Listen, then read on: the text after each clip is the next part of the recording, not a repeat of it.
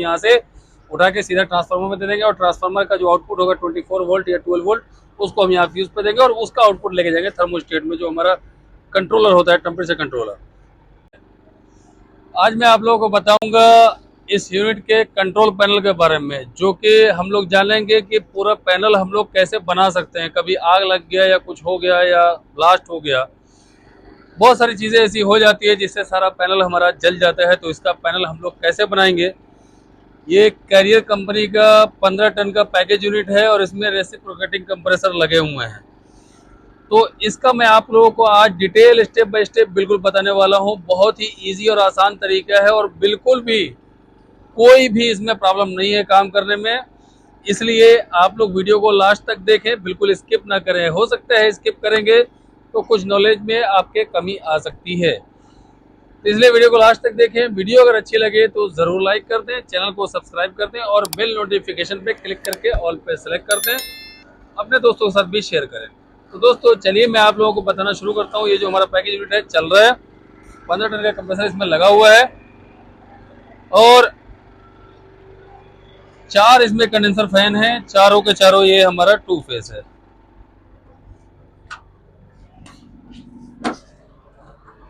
तो ये देखिए आप लोग यहाँ पे, ये सामने आप लोगों को कंट्रोल पैनल दिख रहा है, जैसा कि आप लोग देख रहे हैं। इसमें भी कई बार ब्लास्ट हुआ है। इसमें जो एक कनेक्टर लगा होता है, यहाँ पे कनेक्टर टाइप का जो लगा होता है, वो शॉर्ट मारता था इसलिए ब्लास्ट होता था। आज हम लोगों ने इसको मेगर से चेक किया तो हम लोगों को मालूम चला कि वो शॉर्ट है, इसलिए हमने इसका दोबारा से पूरा वायरिंग। यहाँ पे आप लोग ब्लैकनेस देख सकते हैं, जले हुए का जो स्पार्क होता था, चिंगारी आती थी, उसका ये यहाँ पे मार्क है, दाग है यहाँ पे। तो सबसे पहले आप लोगों ने क्या करना है, अगर किसी भी पैकेज यूनिट में, ज़रूरी नहीं है कि ये कैरियर का, एसकेएम का हो या कोई सा भी हो, बहुत सारी मशीनों में आप इस तरीके से वायरिंग कर सकते हैं। तो सबसे पहले हमको क्या करना होगा, एक इस तरह का ये जो आप देख रहे हैं एमसीसीबी या आप उसको ईएलसीबी यूज़ कर सकते हैं, कुछ भी यूज़ कर सकते हैं। जो मेन लाइन हमारा है उसको हमने वहाँ से कनेक्ट करना है, वो हमने कर दिया। इसके अंदर एक ब्लोअर है और 4 कंडेंसर फैन है। तो लोड के अकॉर्डिंग कितना कंडेंसर फैन एक कॉन्ट्रैक्टर पे लोड लेगा। अगर हमारा चारों एक कॉन्ट्रैक्टर पे लोड लेगा तो हम चारों को वहां से एक कॉन्ट्रैक्टर से यूज कर सकते हैं, लेकिन सेफ्टी डिवाइस का भी ख्याल हमको रखना होगा। तो मेन लाइन सबसे पहले बताता हूँ, उसके बाद कंट्रोल। तो मेन लाइन में आपको मैंने बता दिया, सबसे पहला ये है हमारा जो एमसीसीबी है या आपका ईएलसीबी है, वहां पे कनेक्शन देना है और उसका जो आउटपुट यहाँ से निकल रहा है, यहाँ से हमने तीनों कॉन्ट्रैक्टर में देना है। इसमें एक कंप्रेसर, किसी में 2 कंप्रेसर होगा तो 4 कॉन्ट्रैक्टर हो जाएंगे, ऐसे वाले 2 कॉन्ट्रैक्टर हो जाएंगे कंप्रेसर के लिए और एक हो जाएगा कंडेंसर के लिए, एक हो जाएगा ब्लोअर के लिए, तो 4 कॉन्ट्रैक्टर हो जाएंगे। तो यहाँ से लूपिंग करके जो हमारा RYB है, जैसे हम इसमें RYB यहाँ दिया तो वही सेम वायर इधर भी देंगे, वही सेम वायर इधर, वही सेम वायर इधर। सब में हमारे 4 कॉन्ट्रैक्टर या 3 कॉन्ट्रैक्टर में RYB का कनेक्शन ऊपर हो जाएगा, ऊपर हो जाएगा। उसके बाद जो हमारा लोअर साइड है, तो लोअर साइड को हम लोग आउटपुट के लिए यूज करेंगे। आप ऊपर नीचे किधर भी कर सकते हैं, लेकिन हमने ऊपर से किया इसलिए आपको बता रहे हैं। लोअर साइड में ये जो आप देख रहे हैं, ये वायर हमारा लोअर का है। तो यहाँ भी ये कलर को आप ना देखें, अपना जो आप हिसाब लगाएंगे वो RYB का हिसाब लगाया करें। यहाँ पे हम कनेक्शन कर देंगे T1 T2 T3, जो हमारा आउटपुट है, यहाँ पे हम इसको कर देंगे RYB का हम यहाँ कनेक्शन दे देंगे। और अगर आपका 3 फेस कंडेंसर मोटर है तो आप तीनों यूज कर सकते हैं, अगर 2 फेस है तो 2 यूज करेंगे। तो ये जो हमारा कॉन्ट्रैक्टर है कंडेंसर का, इसमें हमने T1 T2 यूज किया है। क्यों, हमारा ये जो 2 फेस का कंडेंसर मोटर है, इसलिए हमने इसमें T1 T2 यूज किया। बाकी इसमें क्या है, आप लोग यहाँ देख रहे हैं, ये T1 से जो हमने कनेक्शन दिया वो डायरेक्ट दे दिया उसको फेस कंडेंसर को। जो दूसरा फेस है वो इस कैपेसिटर के रनिंग में आ गया, यहाँ पे सब में सारे में लूपिंग कर दिया, कैपेसिटर में रनिंग पे आ गया।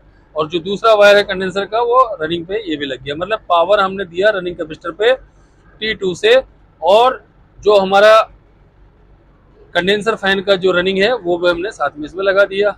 और जो तीसरा वायर है कंडेंसर फैन का, वो हमने स्टार्टिंग में लगा दिया। 3 वायर है टोटल 2 फेस मोटर में, कैपेसिटर के थ्रू ये चलता है। ये हमने कंडेंसर का इस तरीके से वायरिंग कर दिया। ब्लोअर का मैंने आपको बता दिया, ये RYB आपको ऐसे कनेक्शन कर देना है, T1 पे R, T2 पे Y और T3 पे B। ये आपने कनेक्शन कर देना है नीचे। इसी तरह आपने कंप्रेसर के जो नीचे का जो आउटपुट है T1 T2 T3, इसमें भी आपने RY भी लगा देना है, चाहे वो एक कॉन्ट्रैक्टर हो या दो कॉन्ट्रैक्टर हो, एक कंप्रेसर हो या दो कंप्रेसर हो, दोनों के वायर आपने लगा देने हैं। उसके बाद आपने क्या सेफ्टी करना है, एक और आपने काम करना है कि कंट्रोल का स्विच आपने जो ये MCB है 10 एम्पियर का 5 एम्पियर का, वो आपने लगाना है। वो लगाएंगे तो हमारा एक लाइन यहाँ से जो हमारा R का पॉइंट है वहाँ से हम एक लाइन उठा लेंगे और यहाँ पे MCB से MCB में दे देंगे। हमने यहाँ पे फ्यूज यूज़ किया है, देखिए फ्यूज है, तो हमने क्या किया, यहाँ से एक लाइन उठाया R से और यहाँ लाके इसमें दे दिया ये वाला, ये 220 वोल्ट है। इसको हम 24 वोल्ट में भी कन्वर्ट कर सकते हैं, क्योंकि 24 वोल्ट में कहीं कहीं हमको कंट्रोल करना होता है, तो हम यहाँ से उठा के सीधा ट्रांसफार्मर में दे देंगे और ट्रांसफार्मर का जो आउटपुट होगा 24 वोल्ट या 12 वोल्ट, उसको हम यहाँ फ्यूज पे देंगे और उसका आउटपुट लेके जाएंगे थर्मोस्टेट में, जो हमारा कंट्रोलर होता है, टेम्परेचर कंट्रोलर। यहाँ से हमने क्या किया जी, इसमें दे दिया एक वायर, मेन वायर इसमें दे दिया फ्यूज में। फ्यूज का आउटपुट हमने किधर भेज दिया, थर्मोस्टेट में नीचे भेज दिया, जो हमारा टेम्परेचर कंट्रोलर भी बोला जाता है उसको, कुछ लोग बोलते हैं, वहाँ हमने दे दिया। वहाँ पे ये जब चला गया फेस, और यहाँ से हमने उसको न्यूट्रल भेज दिया, न्यूट्रल भी उसको भेज दिया ताकि वो चल जाए। ये अब मैंने आपको दो चीज़ बता दी। अभी जो तीसरी चीज़ है वो क्या है, वहाँ से हमारे पास और दो कमांड चाहिए, डिमांड चाहिए, किसके लिए, एक ब्लोअर के लिए, एक कंप्रेसर के लिए। कई बार किसी किसी थर्मोस्टेट में Y1 Y2 का जो आउटपुट होता है वो होता है दो कंप्रेसरों के लिए, लेकिन कहीं कहीं पे आपको या हमको सिंगल आउटपुट मिलता है डिमांड का। तो यहाँ पे तो सिंगल कंप्रेसर है, कहीं कहीं पे डबल होता है, तो डबल यूज़ करना चाहिए, डबल वाला थर्मोस्टेट। अगर नहीं है डबल वाला थर्मोस्टेट तो आप टाइमर के थ्रू उसका आगे पीछे टाइम कर सकते हैं, वो प्रॉब्लम नहीं होगा। तो अभी क्या किया जी, हमने यहाँ से एक न्यूट्रल एक फेस भेज दिया थर्मोस्टेट को। वहाँ से जो रिटर्न लाइन आया कौन सा, ब्लोअर का सबसे पहले आएगा, ब्लोअर का। तो ब्लोअर का हमने क्या किया, ये डिमांड ला के ब्लोअर के थर्मोस्टेट में A1 में लगा दिया। यहाँ पे ये देखिए आप, A1 में ये ब्लोअर का डिमांड है, थर्मोस्टेट से आ रहा है, वो हमने लगा दिया। इसके बाद ये जो हमारा कंप्रेसर का वायर आ रहा है येलो वाला, इसको हमने क्या किया, ब्लोअर का जो सेफ्टी स्विच है, अगर ब्लोअर वगैरह कुछ बंद हो जाता है तो उससे ये कट ऑफ कर देगा आपकी यूनिट को, तो हमने वहाँ भेज दिया पहले। वहाँ भेज के उसको वापस वहाँ से बुलाया, ये वाला वायर है, यहाँ आप देख रहे हैं ये जा रहा है उसमें, और दूसरा जो सेम कलर का पर्पल कलर का वायर है वो उधर से आ रहा है। वहाँ से सेफ्टी स्विच से घूम के आ गया वो ब्लोअर के सेफ्टी से। फिर हमने इसको भेज दिया कंप्रेसर में। कंप्रेसर में क्या है, LP स्विच, HP स्विच, बहुत ईजी है, आप लोग जानते होंगे। Low pressure switch, high pressure switch. अगर कंप्रेसर का जो प्रेशर है वो ज़्यादा हाई हो जाएगा, मान लीजिए आपका कंडेंसर फैन बंद हो गया, मान लीजिए आपका कुछ एम्पियर हाई ले रहा है, या कंडेंसर गंदा है, या बहुत सारी चीज़ें हो सकती है, HP स्विच वहाँ से डिमांड बंद कर देगा, फिर यहाँ पे डिमांड उसका नहीं आएगा, कंप्रेसर आपका नहीं चलेगा। गैस नहीं है, अगर आइस फॉर्मिंग हो गया, कुछ हो गया, प्रेशर लो हो जाएगा, तो उसमें क्या करेगा, लो प्रेशर स्विच वहाँ से कट ऑफ कर देगा, यहाँ डिमांड यहाँ तक नहीं पहुँचने देगा। ये दोनों स्विच कंप्रेसर के पास लगा हुआ है कंप्रेसर में, तो हमने वहाँ से उसको लूपिंग करके वहाँ से घुमा दिया दोनों स्विच से वापस आके हमने इसको कहाँ कनेक्ट किया, ये जो हमारा डिले ऑन मेक टाइमर है, ये डिले ऑन मतलब लेट करते हैं। जब आप किसी चीज़ को स्टार्ट करेंगे तो उसको डिले करेगा, 5 मिनट 10 मिनट जितना आप सेट कर सकते हैं उतना कर सकते हैं, उसके बाद कंप्रेसर को स्टार्ट होने देगा। तो वहाँ से जो हमारा LP HP से जो डिमांड जो हमारा आया घूम के, पहले गया ब्लोअर के सेफ्टी में, फिर गया कंप्रेसर के HP LP में, और वहाँ से वापस आया तो डिले ऑन टाइमर पे आ गया। ये हमने यहाँ पे दे दिया इनपुट पे। तो यहाँ से क्या है कि अगर आपने 220 या 110 का वोल्ट यूज़ करना है तो ये बीच में वायर है, इसको कट करना होगा, इसमें इंस्ट्रक्शन लिखा होता है, वो हमने कट कर दिया।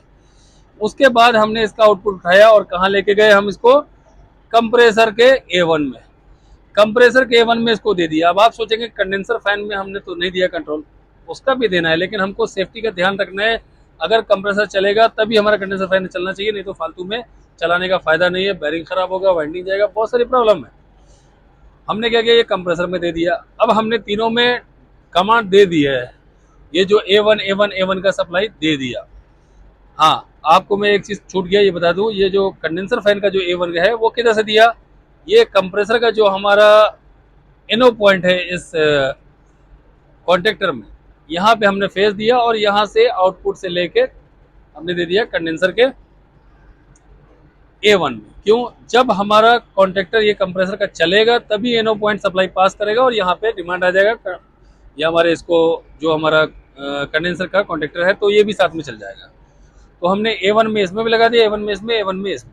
अभी हमारा A2 बच गया, तो A2 में हम डायरेक्ट न्यूट्रल दे सकते हैं। तो जैसे ये देख रहे हैं आप, यहाँ पे न्यूट्रल ला के एक दिया हमने ब्लोअर के A2 में, यहाँ से लूपिंग करके कंडेंसर के A2 में, और यहाँ से लूपिंग करके कंडेंसर के A2 में नहीं, NC पॉइंट पे जो ओवरलोड लगा हुआ है, कभी कभी ओवरलोड ये क्यों यूज किया जाता है, इसमें भी वही है, अगर आपका कंप्रेसर हाई एम्पेयर ले लिया, मैकेनिकल टूट गया या कुछ भी ऐसी प्रॉब्लम हुई तो वो क्या करेगा, यहाँ से इसको तुरंत डिमांड को कट कर देगा, कॉन्ट्रैक्टर आपका बंद हो जाएगा, जिससे आपकी वाइंडिंग सेफ हो जाएगी। इसलिए इसको यूज किया जाता है। तो हमने यहाँ से फिर ये जो न्यूट्रल है उठा के ओवरलोड में दिया, और ओवरलोड के NC आउट से हमने यहाँ दे दिया A2 में। तो आपका A1 A2 ये हो गया हमारा कंट्रोल, इसमें कॉन्ट्रैक्टर में ये हमने दिया। अभी क्या होगा, जब हम नीचे से थर्मोस्टेट कंट्रोलर चालू करेंगे सबसे पहले, तो सबसे पहले ब्लोअर को डिमांड दे देगा, तो ब्लोअर हमारा ये चल गया।